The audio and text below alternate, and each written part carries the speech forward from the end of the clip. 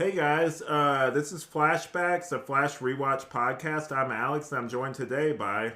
Hi, my name's Amanda.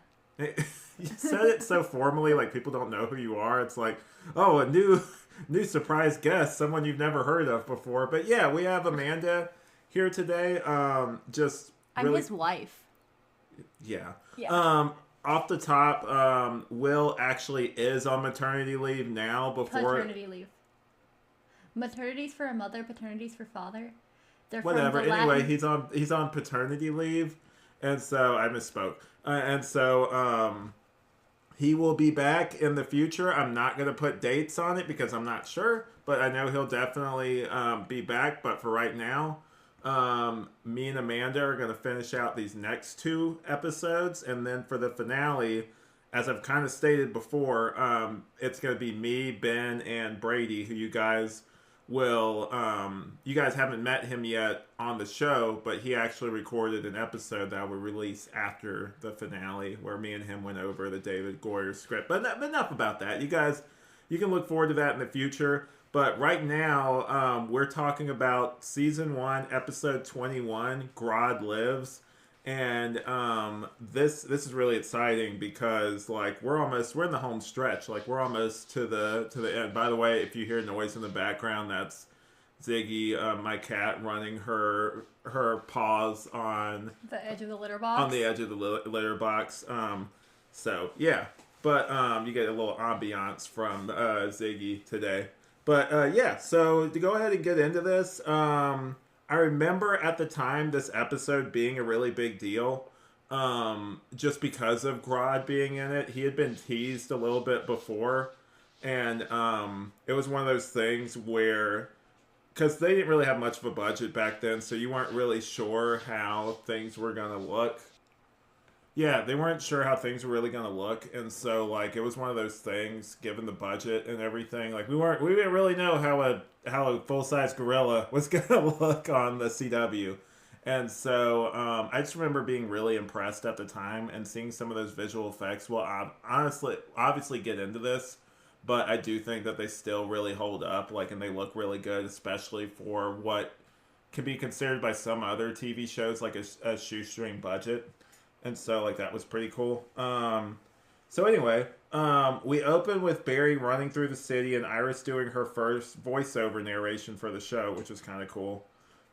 She's talking about someone you're really close with and know really well hiding a big secret, obviously referencing her discovery of Barry's identity in the last episode.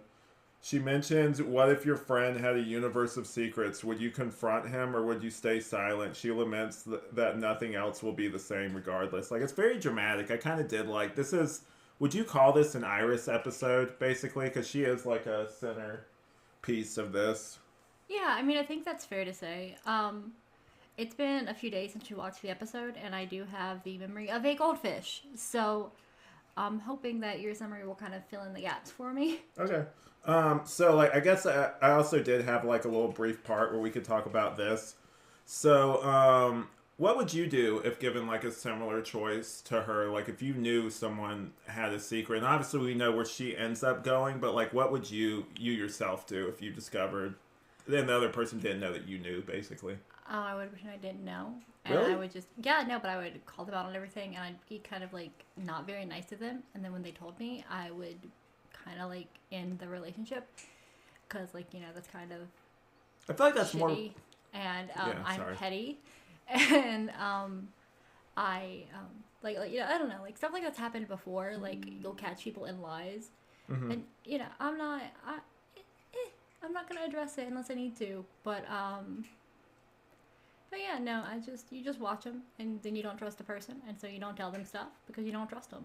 To be fair, and we will get into more of this, but I think that is a way more realistic, version of that. But like, I do think that like there is a little bit more realism in this. Like, I would equate this show as close as I can to Smallville, and we'll get into it as we keep going. But there are some choices they made that made this show really exciting for the time, What would you based do? off. knowing me, I would probably just end up confronting them because it would be in the back of my mind every time I saw them, and I couldn't go forward and being like, I know. Like, I would just be like, hey, dude, like, I know. You know?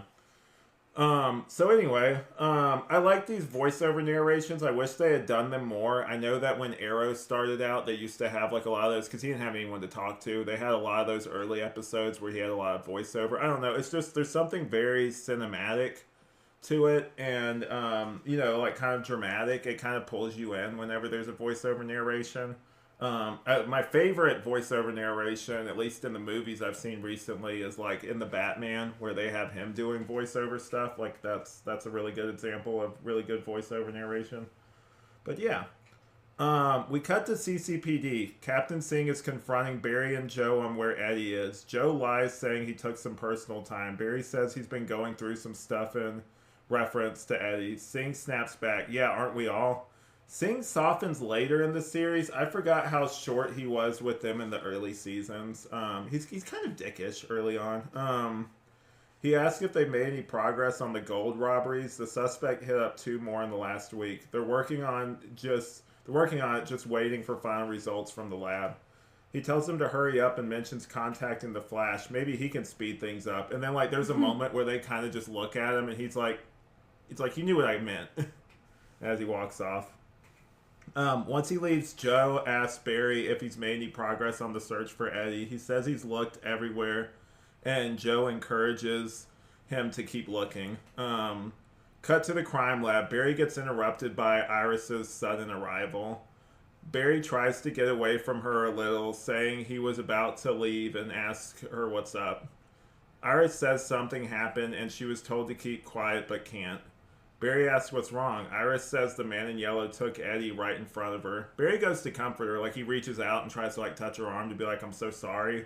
But, like, she pulls away from his outstretched hand. She knows who he is and won't let him fake, like, basically being shocked, which I kind of liked.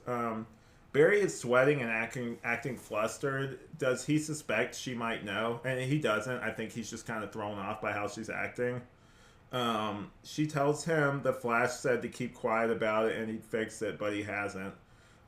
She says the police should be out there searching for Eddie.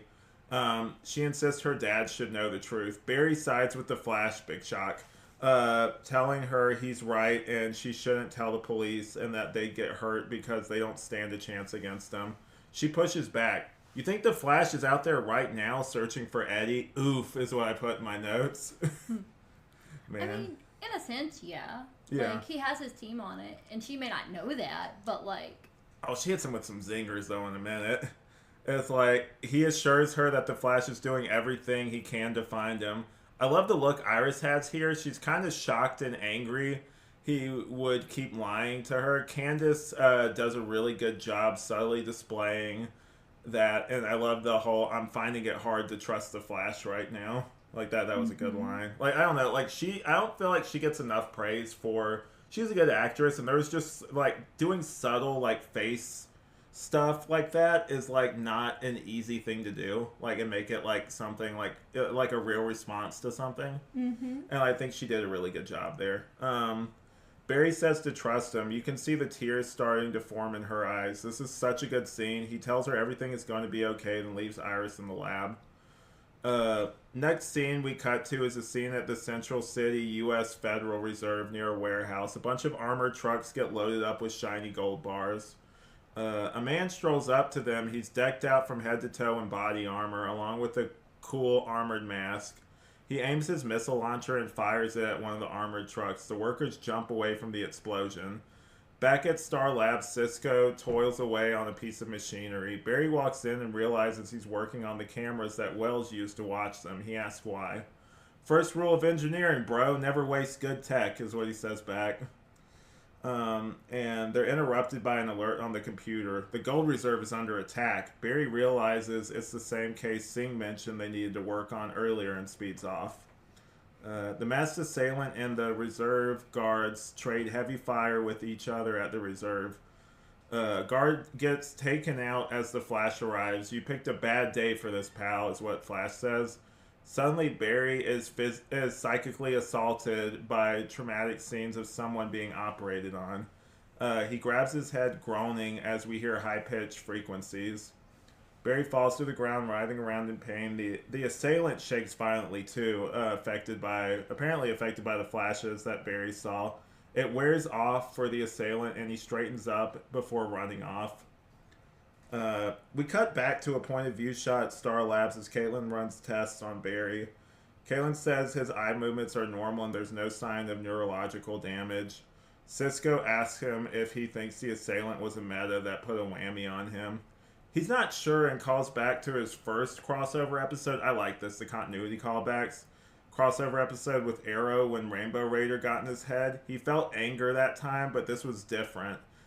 He just felt overwhelming fear. It felt like they found, and I did say, I like that they found a natural way to call back to previous episodes.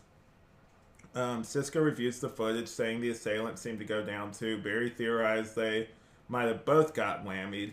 Just then, Iris walks in. Then you know how it feels. Damn, this is why I love this show and why it was such a big deal at the time. It doesn't waste time with getting to the interesting stuff. And Team Flash all freeze like deer in headlights. Hi, Barry, or should I say the Flash? Flash title card appears. Man, what an opening act. Like, I really did. Like, that was like... And the opening act does go for so long that you forget, like... Oh, I haven't seen, like, the main title card yet. Like, you kind of forget because you're just so... Like, you're just watching the episode and enjoying it that you don't even think, like, wow, we're still in the opening act right now. We cut back to Star Labs as Cisco and Caitlin watch through the surveillance cameras as Barry and Iris talk in one of the workrooms. And I'll get into this in a minute, but this did remind me of something. And then Cisco says, this is one of the few times I wouldn't want to be Barry Allen. And then Caitlin, what do you think he's going to say? Cisco facetiously, we should absolutely not listen in. It's none of our business. And then they both pause. But the Flash is our business.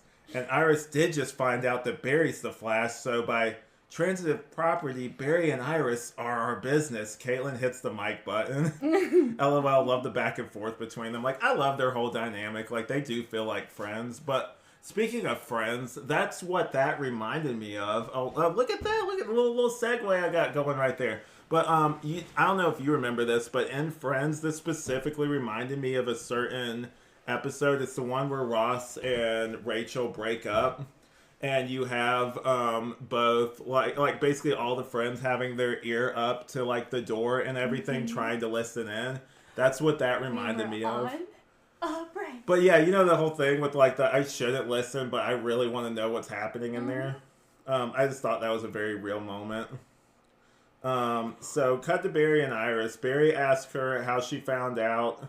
And she mentions when she touched the Flash, she felt a jolt of electricity like she did when Barry was comatose, and she felt the same jolt. Iris is surprised she didn't realize sooner, and Barry assumes she's really angry at him. She's not angry, just disappointed. That would be worse than anger for me personally. I don't know if you're the same way, but I'd rather someone be angry at me than be disappointed. Disappointment hurts way worse. So the only people I'd rather be more angry at me than disappointed are, like, specifically is one person, and that's my dad. Because, like, I don't care what other people think. But, like, if my dad's disappointed in me, then I, like, you know. Yeah. She asks if Eddie knew, and he begrudgingly admits he did. And Iris asks if that's why Reverse Flash took him. He says, no, I don't know why Wells took Eddie. But he's cut off by Iris. She didn't know Wells was the man in yellow. Telling on yourself, Barry. He recaps her on what Wells did and how he killed his mom. She's worried they might kill Eddie, but Barry tells her he won't and he'll get him back. Iris skeptically responds that the Flash said the same thing. Barry laments that he wanted to tell her she was going to be the first one, but things got crazy. He mentioned Joe maybe being right, and Iris didn't know that he knew too.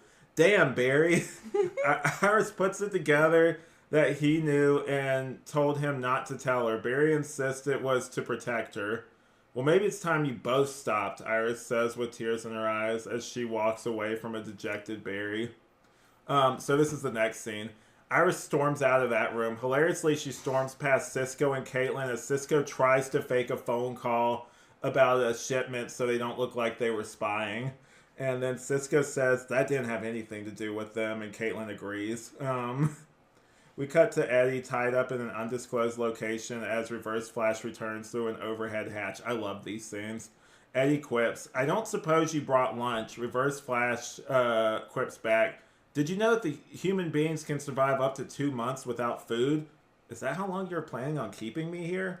Reverse Flash looks at him. You know, I doubt it'll come to that. And then he's like, you want to tell me what we're doing down here? This is hilarious. Reverse Flash just responds back, no. And I thought this exchange was just really funny. Eddie wants him to prove Wells is related to him and from the future. He says he doesn't have to prove anything to anyone. Eddie says he's full of crap. He insists whatever he's got planned he won't get away with because the Flash he gets cut off by an angry Wells with glowing eyes who tells him to stop talking in his signature like deep demonic voice. We cut next to Iris looking at some old news articles about Barry's mom's death as she writes something about the man in yellow. She underlined it, probably researching what Barry said earlier. She's at CC or Central City Picture News, her news job, and as Joe shows up to her empty workplace, Joe mentions he heard she talked to Barry and makes a crack about getting the cold shoulder from her.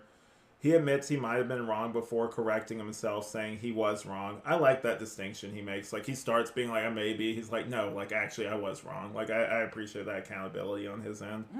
Mm-hmm. He says he's just trying to keep her safe. Iris says this excuse is getting old, and we get some quick insight on her backstory. I actually really like this scene. First, it was the police academy, which is kind of cool. I don't really know a lot about Iris in the comics other than she's a reporter, but, like, that is kind of cool backstory. Like, first it was the police academy, and then it was dating Eddie, and now this, and I'm like,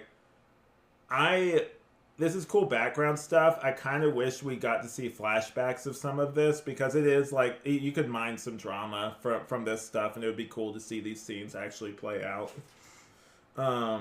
Joe insists that Reverse Flash is dangerous, that he killed cops and Mason Bridge, the reporter who went missing.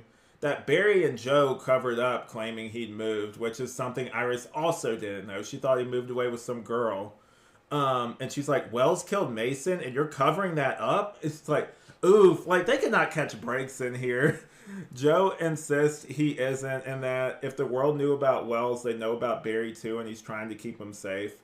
Iris says he should have thought about that before looping her in, that she'd be more prepared for things and could have helped them put the bad guys away. I like this one. Could have helped put the bad guys away instead of being in the way. I really like that. That's like a good line. Joe insists he always thought about that and mentions her posting the Flash on her blog. She insists it's about more than just saying he knew about Barry. It's saying it's about more than that. Like, it's like how Barry felt about her, and for God knows how long. Joe didn't share that either. Basically about Barry's feelings. Joe insists, and I kind of side with him on this. He says that wasn't his secret to tell, which it wasn't. No, it wasn't, and you're not owed. Also, I don't think her being upset about how Barry not telling her how he feels is fair either, because you don't owe that to anybody. You're in a committed relationship. Yeah. Like, he doesn't have to reveal that to you. Yeah, and he didn't have to reveal it to her before either, because she made it clear that they were friends. Just friends. And so her being angry that he didn't say, I have a crush on you, I'm in love with you, is so narcissistic.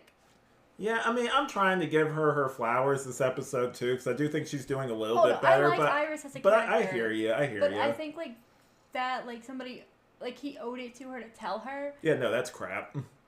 Yeah, no, and I know that that's her best friend, but do you sincerely tell your best friend everything?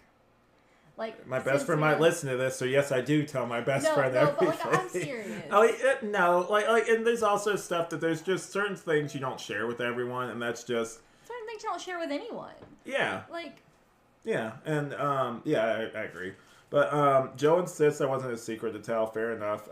She says that if any of them had been honest with her, maybe Eddie would still be here. I don't think that's necessarily fair.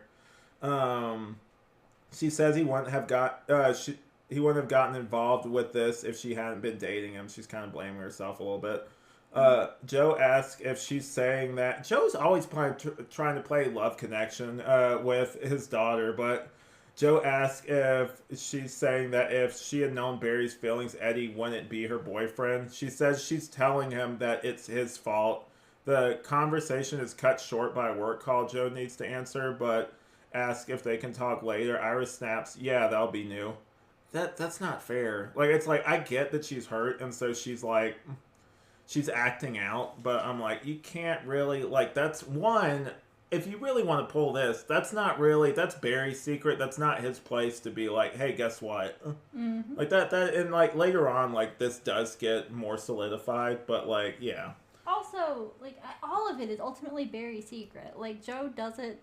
Yeah, and we'll get into that. He definitely does address that later, kind of like that. But we cut back to Star Labs. Cisco says that Joe called them about a shipment of $300 million worth of gold being shipped to their Coast City vault, and that Singh thinks the man in the mask will make a play for it. Caitlin says they still don't know if he's the one responsible for the weird flashes Barry saw. Cisco asks how are they transporting it, and Barry smiles as we cut to a disguised armored truck decked out to look like an ice cream truck, complete with music as it travels through the city. A group of kids with the teacher knock on the window asking for ice cream. The disguised guard insists they're out, which she responds by saying the music is on, and he insists that means they're out. We cut to the inside of the vehicle. Joe, fully armored up, says he might want to turn it off since they wouldn't want kids around when the masked man shows up. As they round the corner, we see the masked man. He stops the disguised truck with a remote-controlled landmine.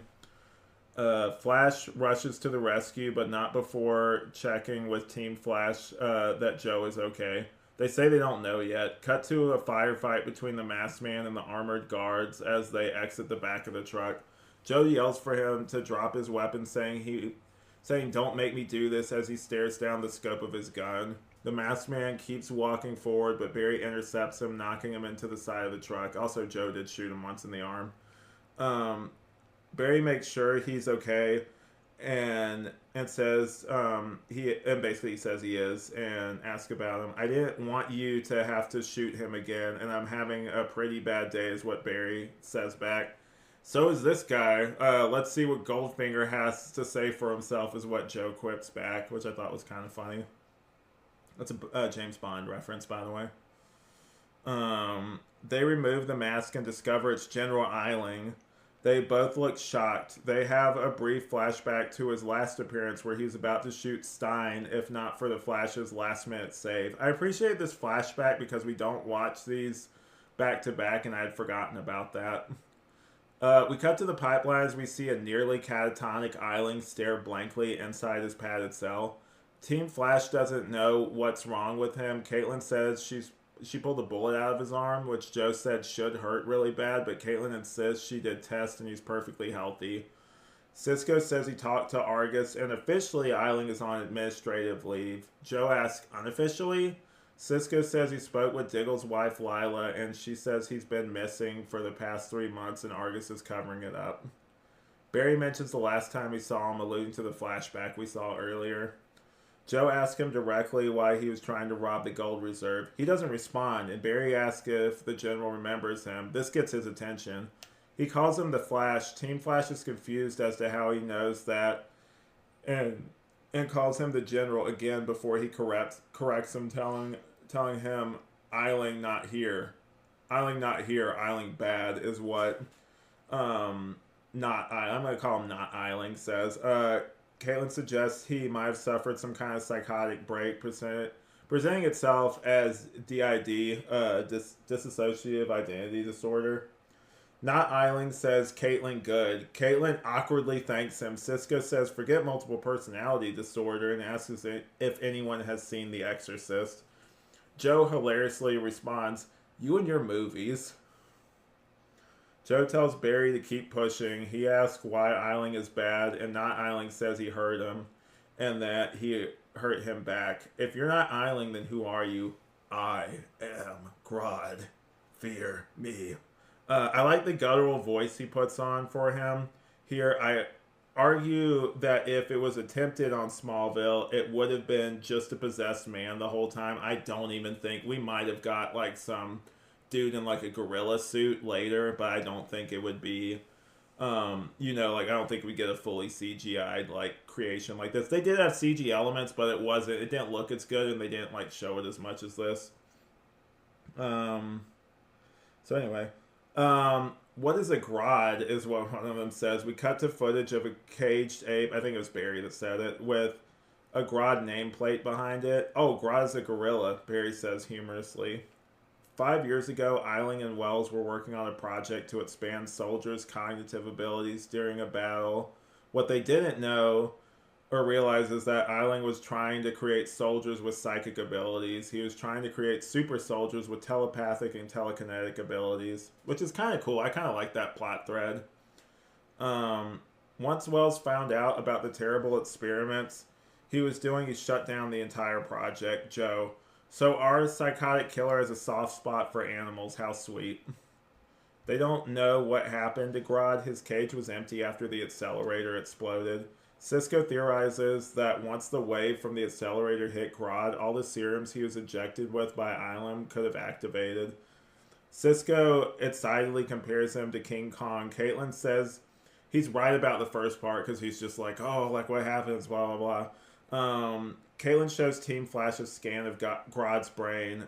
She did when she scanned it the first time. Barry says his primary motor cortex and Brachus area are lit up like a Christmas tree.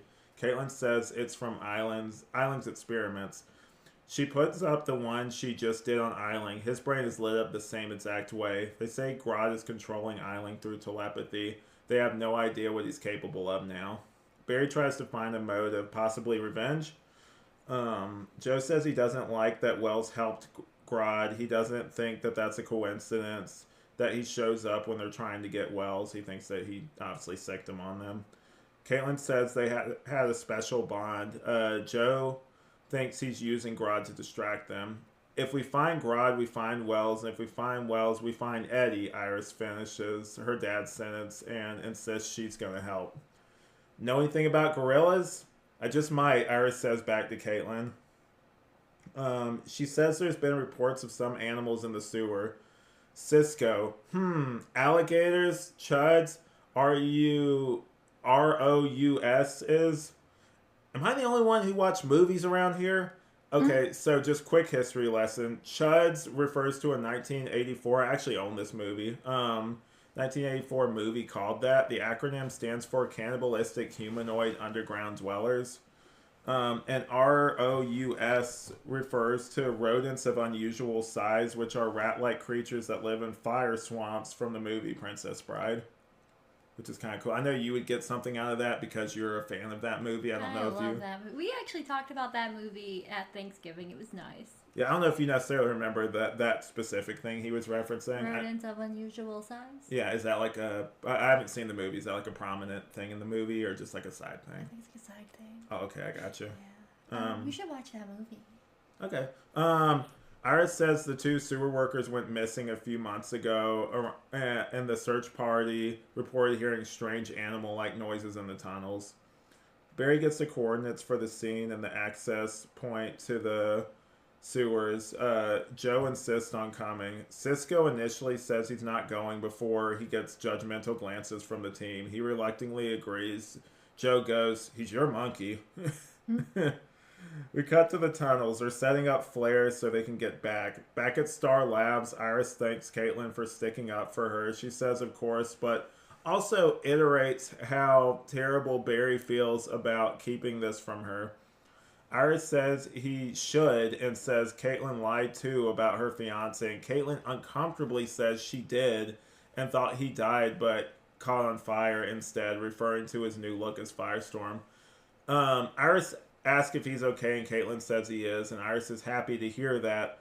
While I do like the end result of that conversation, this moment, I think that this is Caitlin's thing to tell and none of Iris's business. Like, I really don't think, like, I think she's overstepping at this point, and that's really not, like, that's her thing to share. Like, that's her fiance that, you know, got like whatever. Like that's not, you're not required to know that. Kind of like what you were referring to earlier. Um, but yeah, Iris. Oh, sorry. Joe, I can't believe I'm down here looking for a supernatural gorilla. I'm terrified of regular gorillas. I hear you, buddy. I like how creepy this tunnel scene is, like just how it's shot and everything. It looks really good. They realize Grodd is cognitively evolving as they discover etchings on the walls, basically as they become more coherent. They hear a growl and Barry points a pistol instead of using his powers. LOL. Cisco said he wouldn't be so scared if he hadn't seen Jurassic Park. Man, Cisco is the movie guy this episode. I'm not complaining either. Joe says if he's getting smarter, he might also be getting bigger. They hear another noise and Cisco drops the camera. Barry fires the dart gun. Okay, I thought it was a regular gun, but the point still stands though. He could still use his powers to like incapacitate the the gorilla. And Barry gets incapacitated by the harsh visions again.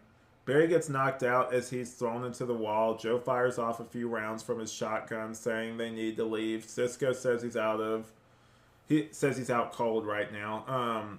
Joe gets picked up as he's saying that, like from the ceiling, and disappears. Iris yells from her dad from the comms room. Joe wakes up in Grodd's lair unharmed, except for he has like some cracked ribs. We don't discover that until later.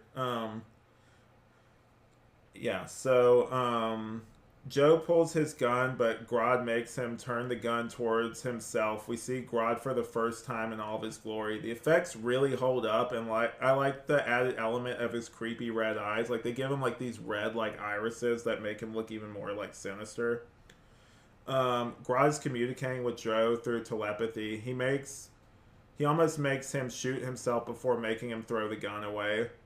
Father, hate, gun. And then Joe, Father, you mean Wells? Where is he? Not here. Joe tries to hand him the banana, but Grodd hates them. Like, he gets so pissed. He's like, Grodd, hate banana. He says back, which is kind of funny.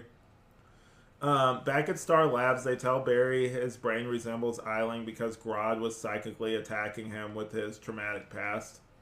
Iris is upset that they lost Eddie and now her dad. Barry insists he'll find him. Cisco says he put a tracker in the dart that Barry hit Grodd with, and once it activates, they'll be able to find him. But Barry says he can't wait and will do anything to find them. Caitlin is worried he'll get hurt or taken over, and Barry asks if they can build tech to stop that. Cisco says maybe if Wells was there. Iris says all the equipment and Barry's powers, and they can't save Eddie and her dad. I hear her throwing in the towel a little too quickly, guys. Iris can't get her dad's scream out of her head and is frustrated as to why he'd go down there if he's always preaching safety. He's just a regular cop. He isn't you, Barry. Barry insists none of this is Joe's fault. Like, this is what we were talking about earlier. And says Joe might have told him to not say anything, but he didn't have to listen. Don't be mad at him. Be mad at me. Which Iris does. Iris is like, no problem there, Barry. Yeah. And then, but yeah, basically, yeah. Okay. Which Iris it's like saying, how can her best friend keep such a secret from her, and that he lied to her. Barry does something here that really bothers me. He brings up that she hasn't been honest with him, and mentions Christmas when he confessed his feelings, and she said she didn't feel the same way, and he said there's maybe more to it, it's not that simple. Her boyfriend is kidnapped right now, dude. Not the time and place. Plus, she's in a serious relationship. Come on, bro. Like, that bugged me, like, so much. I'm like, dude, one, time and place. Two, you've said multiple times that you're going to respect their relationship, and you're not. Read the room. Like, her fiance is kidnapped. Now's not the time to try to see if she likes you, despite what you may see in the future of, like, stuff changing.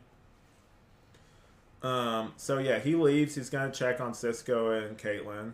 Cut to Eddie tied up again, who insists they find him, insisting reverse. Okay, it says they find him. It says Reverse Flash isn't as smart as he thinks he is. Reverse Flash says he's a genius where he comes from. Imagine how smart that makes me hear is what he says back. I was like, damn. Like, he's really good at just roasting people. Eddie asks if that's because he's from the future, and with a name like Eobard, he guesses he'd have to be. And Eobard's a weird name. Eobard is a distinguished name from a distinguished family. Shame all my descendants are as crazy as you. Oh, no, no, no, no, no. No, the Thon bloodline is chock full of influential politicians, scientists, captains of industry. Failures such as yourself are just the exception. I was like, damn, dude. And what exactly makes me such a failure? Ooh, tough question, Eddie. Where to start? Oh, how about your career as a police detective? It's spectacularly uneventful. Yeah, well, we'll see. No, we have seen. I have seen. I am from the future, and you are the only Thon to be all but forgotten by history. Waste of a life, waste of a man. And, oh no, you don't even get the girl. Damn. Eddie asks what he means, and Reverse Flash shows him the Future Flash article, complete with the byline by Iris West Allen. He didn't have to do that to him. To one of my favorite characters in the first season. Like, come on, bro. Eddie deserved better. I know. I'm about to make some t-shirts. Don't worry. But, oh yeah, he says, Barry marries Iris and not you. We're gonna have to give this ring back to Grandma Agnes. You, Eddie, won't be needing it. Damn. What a harsh line. Okay, but, like, obviously he does get the girl. Because Eobard exists, which means Eddie does find somebody. And Eddie does get married. Because Eobard wouldn't exist if Eddie didn't find somebody to get married. Not even get married, but he reproduces with somebody. So, like, I don't know. No, he doesn't. Okay, well, no, but, like, but in the original yeah, I hear you, sorry. Yeah. Like, yeah, because he said through your whole career. So originally Eddie was supposed to live longer. Yeah, Eddie sacrificed himself, but, like, Eddie would have found somebody. Eddie would have had a kid. Eddie would have been happy. It's definitely stuff later too, but so anyway, back at to Star Labs as they hand a freshly made neural blocker headpiece to Barry to stop Grodd from getting into his head. The tracker on him just came online, basically on Grodd. Barry suits up and tells Iris all the times he pictured her being here it wasn't like this. Barry arrives on the scene. Cisco says to wait for his signal. Cisco's activating the pipes and making them shoot out smoke, which irritates Grodd. He's leading him out to a 5-mile tunnel so that Barry can hit him super fast, like he did to Girder, the former bully turned villain from a previous episode. And then Cisco goes, supersonic punch, baby. Close up on Barry's eyes doing that little lightning back and forth thing that I told you I love so much. I think that's actually just unique to this show too, which is pretty cool.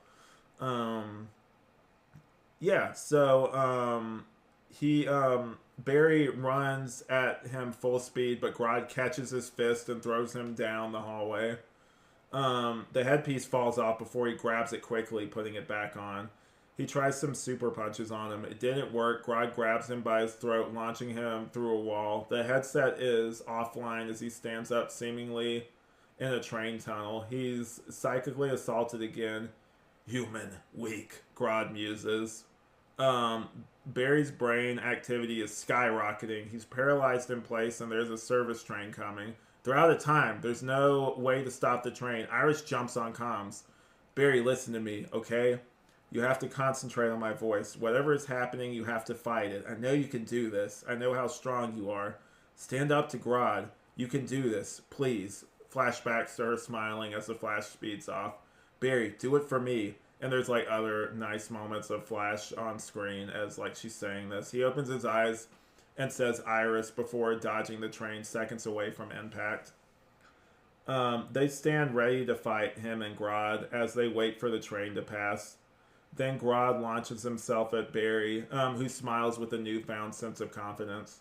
The slow-mo moment is really cool because Grodd's up in the air and it kind of looks like a comic book panel, which is really cool. But it's short-lived as the train takes Grodd away from him. Barry rushes to Joe's side. Joe and a lot of Payne pleads for him to get him out of there, and he does. I felt so bad for Joe in this episode. Cut to Barry checking up on Eiling in the compound. Eiling is back to normal and humorously asks how long he'll keep him prisoner. Barry immediately opens the cell because his scans are normal. Grodd isn't in control. Prison is for metahumans, and he isn't, so he's free to go. Barry insists he will get what's coming to him eventually, though. Eiling insists that he isn't ashamed of his actions, saying Barry's seen what metas are capable of. Soon his prison won't be enough. Barry says not all metas are dangerous. Eiling, oh, you're afraid that I know you're the Flash? Don't get your tights in a twist. I've known for months. If I wanted to come after you, I would have done it now. Barry, but you think you're going to need me? Harrison Wells turned me over to that beast. He used me like a damn puppet. So like it or not, we have a common enemy, you and I. Now, if you'll excuse me, I have a gorilla to hunt. I like that. That was a cool scene. He's still like a bastard, though. But anyway, so Caitlin fusses at Joe to stay in his hospital bed at the lab. He has 3 fractured ribs. He insists he'll be fine, and Iris insists he needs to rest. Cisco starts harassing Joe with questions about Grodd's lair and was like if he liked the banana and other ludicrous questions. Joe asks to talk to Iris alone. They have a heart-to-heart. He says all he could think about was the fight they had when he was down there. She was just worried about his safety. He says his life started with her, and sometimes his love for her blinds him, and he forgets what a brilliant young woman she is, and how she's capable of making her own decisions. She says she knows everything he does is out of love, so love her enough to always tell her the truth. They agree and hug. I love this scene. The human moments are really what make this show. Barry's pondering is interrupted by Caitlin saying it's maybe a good thing that they didn't catch Grodd, because where are they gonna hold a super powerful telepathic gorilla? Barry mentions that Grodd called Wells' father and said he must have told him to go after them, like they theorized earlier. That's why he didn't kill Joe. It was all just a diversion engineered by Wells. Cisco is beating himself up over how Barry might have died because the headpiece wasn't strong enough. Barry insists it worked and proved they don't really need Wells. The 3 of them took on Grodd and rescued Joe. Together they can do anything. And then Caitlin actually corrects him here. She says, actually it was the 4 of us. Like, acknowledging Iris. I really did like that she did that. Caitlin's such a good character. Barry meets Iris on a rooftop overlooking the city. He knew she was going to be there because it's their meetup spot for when he's the Flash. She insists she doesn't know him anymore. Barry brings up she said that when he was down in the sewer, he insists her being there made him have the strength to stand up to Grodd. She's what keeps him going, even though she knew nothing of his life in the past year. She was still a part of it. Without her, there wouldn't be the Flash. I would argue without the lightning, but whatever, go off, I guess. She thought about what he said in reference to her maybe having feelings for him. She said he may be right. She was thinking about him, about them together, but she can't do that anymore. Eddie is the man she lives with, the man she loves, and he's still missing. Thank you. Glad Iris at least pointed out how problematic what Barry is trying to do is. He insists he'll bring him back, but asks what her plans are after that. She says she doesn't know. Dude, come on. We cut to Grodd scaling what looks like the Watchtower. Okay, yeah. So there, I think, because obviously they filmed around in Canada, I think they reused some of the same areas. That I know for a fact they did, because one of the spots that they used, there's like a train overpass, and Smallville used to use that same location a lot, and so does the Arrowverse, even down to like Oliver's original mansion was just the Lex Luthor mansion with like a different interior. Like they reuse a lot of the same stuff. So I theorized that building that I originally thought was just a CGI creation might actually be a real place in Canada, which is pretty cool. So he jumps off the Smallville Watchtower King Kong style as he dives at the camera. End logo. Post-credit scene. Eddie and Wells back in the same location. Wells holds up a canister with blue liquid saying he has the key. He climbs the ladder he came in on and comes up to the surface of the pipeline. He's been in the building the whole time. He touches a hand-activated thing on the wall and plugs it into a socket. The pipeline lights up with power and he says, time to go home. Credits. Man, I got a lot of notes, but what a great episode. Okay, so now, that didn't actually take as long as I thought it would. I kind of sped run through there, no pun intended. But yeah. So overall, what did you think of this episode? It was okay. It's just okay. Yeah. You didn't really like it. What we reviewed other ones. Would you say you liked other episodes maybe a little bit more than this? Mm-hmm. What specifically you think could have been improved? I think Grodd's boring. You think Grodd is boring? Mm-hmm. Oh, I disagree. I love that. I think Grodd's boring. I think that the way that they handled Iris finding out is really, like, it's not grounded. It doesn't feel real. Why do you say that? What specifically about it doesn't feel grounded? I don't know. I just feel like she would have reacted differently. I don't know how, but differently. You know? You want her to be more angry, maybe? Or? Either more angry or more understanding. But, like,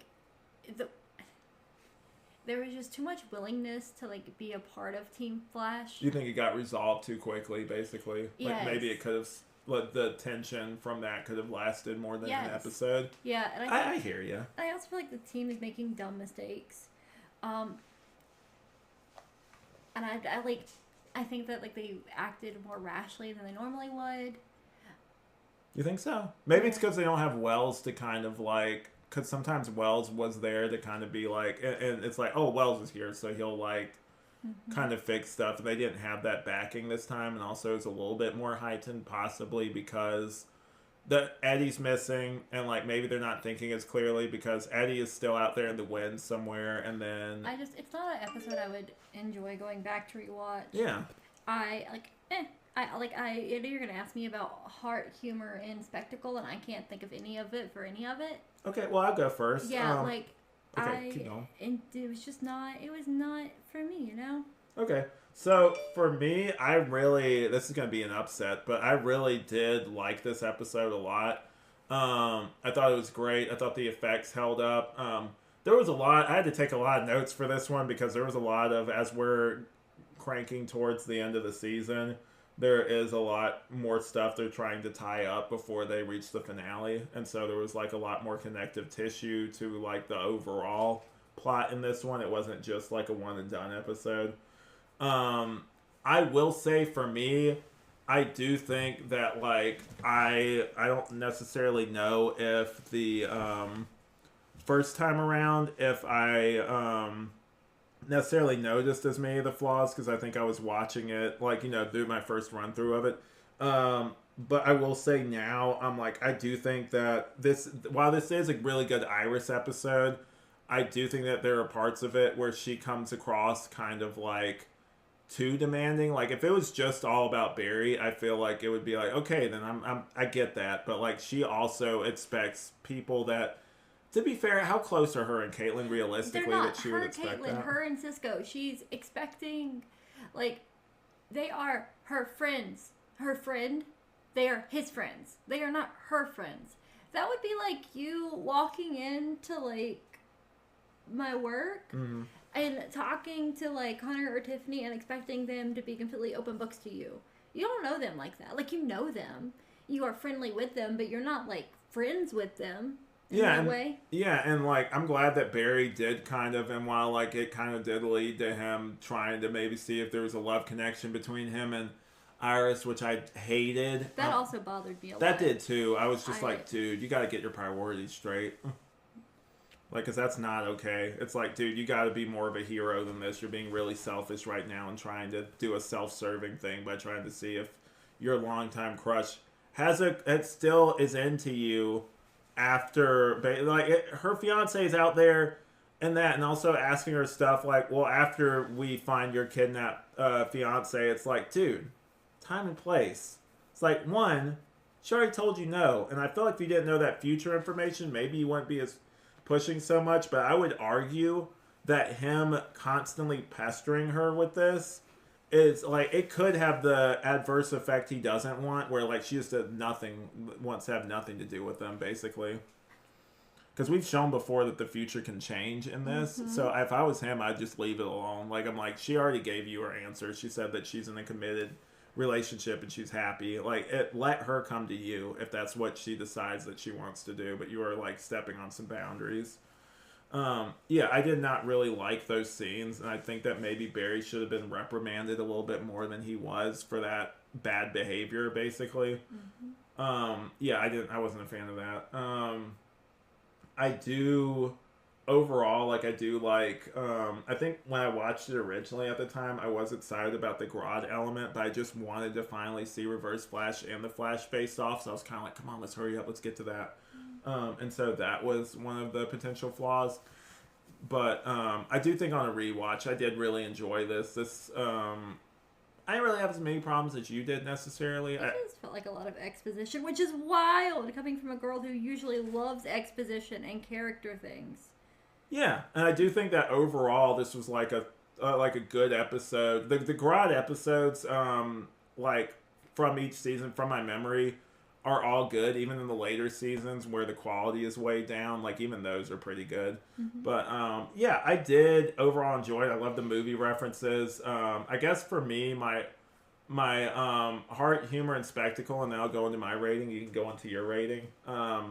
So my heart for this episode would probably be, if I had to really nail it down, that last scene between Joe and Iris where they're making up, and he's like basically saying that he'll trust her with the truth more. I thought that was really well done, and just really you got to see that father and daughter dynamic, and like any scene with Joe is a good scene.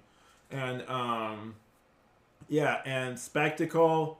Come on, man. Like, we all know I'm going to say it. The stuff with Grodd, that was amazing to see and still is really impressive now, considering what their budget was and everything, that looked so convincing. And it only gets better from, like, in later seasons, it looks even better. At some point, we even get Gorilla City, which is really cool. Which I don't know if it actually lines up with... we'll have to... like, you know, because in this they kind of imply, well, they're not sure, but they do kind of imply that he got like the telepathy and everything from that, and then later on there is a Gorilla City like in the comics, so I'm interested to see if they try to make that connect and work with previously set up continuity, or if they just pull a Flashpoint and say, well, it's different now because of Flashpoint. I could see them doing both. And okay, heart, humor, spectacle. The humor would be just the stuff with I thought the stuff with Cisco was great, with just all the fun movie references. I did appreciate that. And yeah, I think I would give this, while this was a great episode and it was really fun to like rewatch, I would give this probably like a 3.5 out of 5 lightning bolts. All right, now your turn. I was thinking a 2.5 or a 3. How about your heart, humor, and spectacle? I told you I didn't have any. You don't have any? Mm-mm. So it wasn't a heart moment for you? I was kind of bored most of the episode. Really? Yeah. Wow. Anyway, well, I'm sorry. No, it's fine. I mean, like, it's just always hard to tell with you what you'll like and what you won't like, because I'm like, I wouldn't know if necessarily you're a fan of this show. I think Arrow's a significantly better show. I disagree. I think the characters are better. I think that, like, Oliver's a more interesting character than Barry. I just... Oh, God. I don't know. Don't be too harsh to her in the comments, guys. It's okay if they hate me. No, it's not. It's...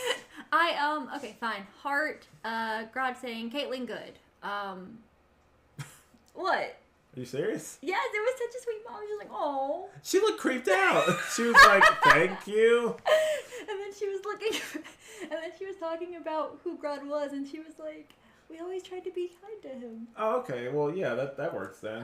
And then, I don't know. It wasn't a funny episode. It was kind of like it was a little serious. Yeah, I hear you. And it's not supposed to be a serious show. You didn't like the God hate banana.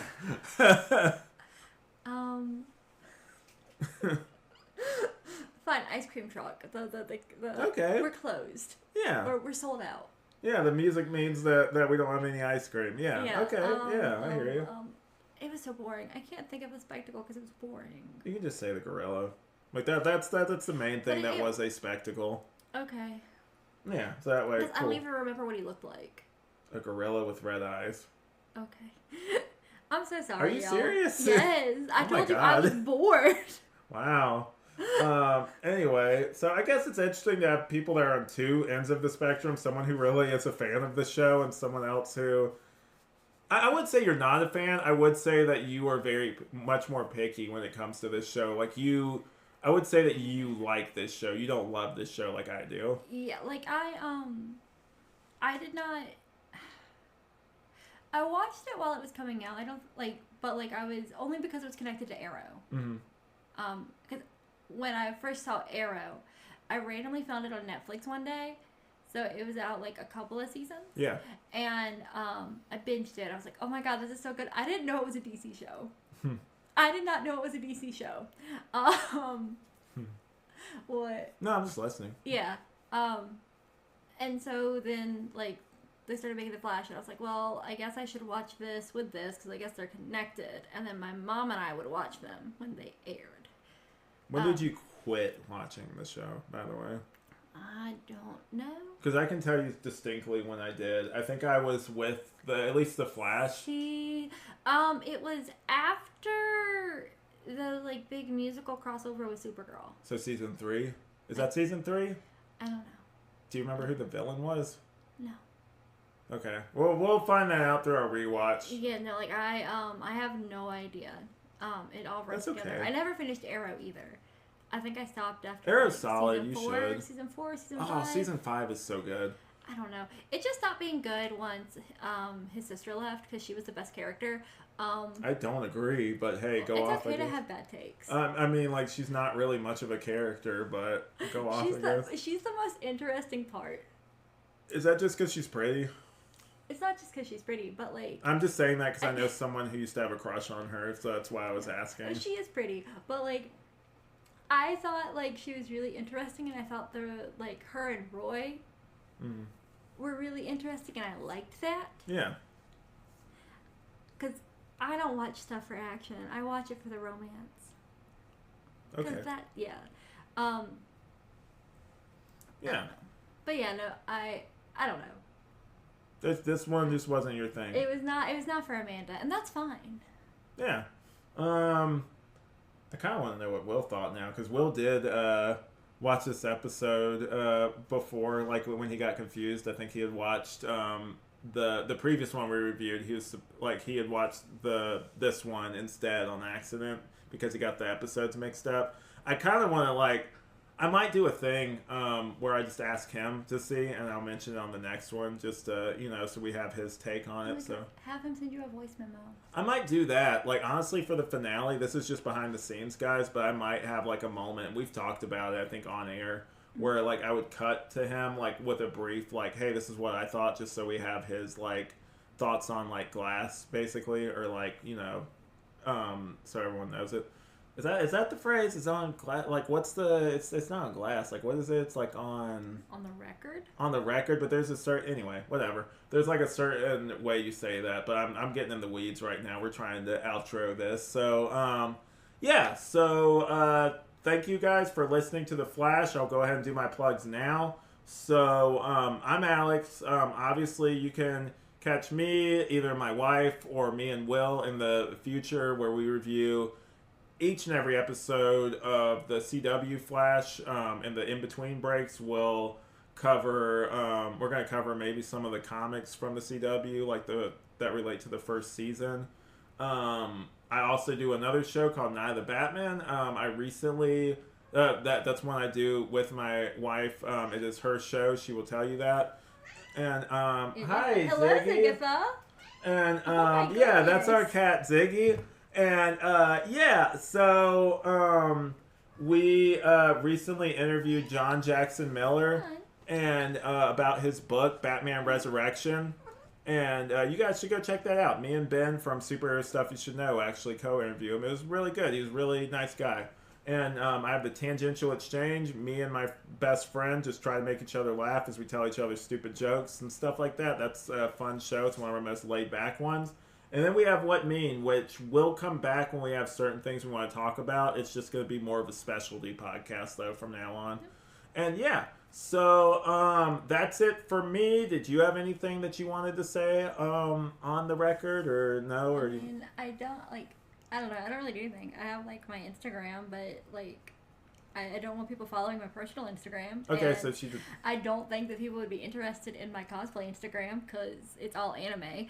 I mean, you might have some crossover. I mean, but it's up to you if you don't want to say anything. And I do have a podcast that we're going to start.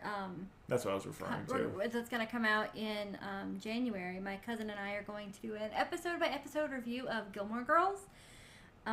So Alex will do like an actual little like talk about it on all of his podcasts the first of the year when it comes out, because it's going to be phenomenal. You get me and Kiddo, and we're just going to chat and be girly girls. Yeah. Just girly things. Yeah. So, anyway, with all that said, do you know the outro for this one? Well, let's catch you next time in the Speed Force. No, it's we'll see you in the Speed Force. Okay. Sorry, she's used to the other show where we don't have an outro. Anyway, it's like we'll come up with an outro. That's the other show. Anyway, thanks for listening, guys. We'll see you in the Speed Force. Yeah.